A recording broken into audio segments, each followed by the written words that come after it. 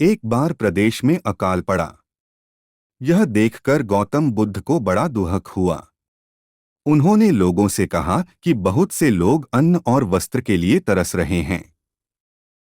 उनकी सहायता करना हर मनुष्य का धर्म है। आप लोगों से जो कुछ बने वह दान करें।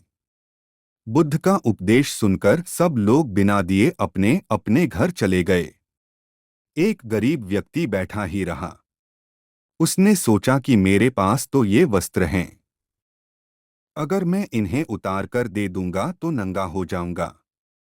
उसने फिर से सोचा कि मनुष्य बिना वस्त्र के पैदा होता है और बिना वस्त्र के ही चला जाता है। न जाने कितने साधु सन्यासी बिना वस्त्र के रहते हैं। फिर मैं बिना वस्त्र के क्यों नहीं रह सकता? उसने अपने वस्त्र उतारकर बुद्ध को दे दिए। भगवान बुद्ध ने उसे आशीर्वाद दिया। वह प्रसन्न होकर घर की ओर चल पड़ा। वह खुशी से चिल्लाकर कह रहा था, मैंने अपने आधे मन को जीत लिया है। तभी सामने से राजा की सवारी आ रही थी। उस गरीब की बात सुनकर राजा ने उसे अपने पास बुलाया और पूछा कि तुमने आधे मन को कैसे जीता है।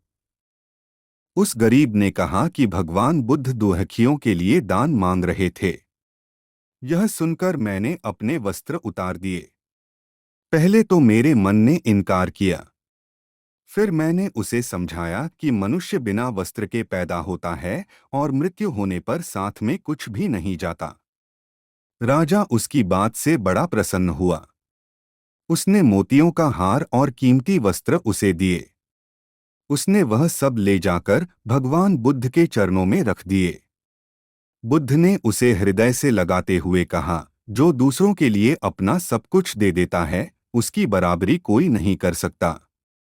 दाता दाता चले गए, रह गए अब कंजूस। दान मान समझे नहीं, लड़ने को तजबूत। बुद्ध का आत्म साक्षात्कार। जो पूर्ण सदा पवित्र है वह सत्ता आत्मा है। जो सदा अटल है, कभी नहीं टल सकता, वह आत्मा है। जो सूक्ष्म से भी सूक्ष्म है वह आत्मा है।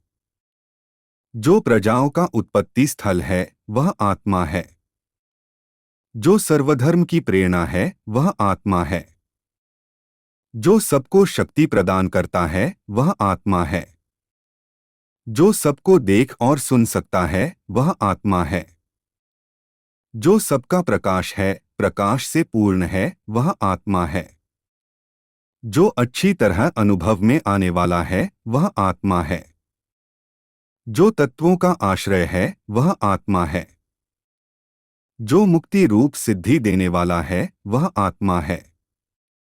जो प्रकाश है और अग्नि के समान है वह आत्मा है। जो संसार की उत्पत्ति का कारण है वह आत्मा है। जो शक्तिमानों में सर्वश्रेष्ठ है वह आत्मा है। जो प्रभु के प्यारों को विश्राम देता है वह आत्मा है। जो सत्वगुण से भी श्रेष्ठ है वह आत्मा है।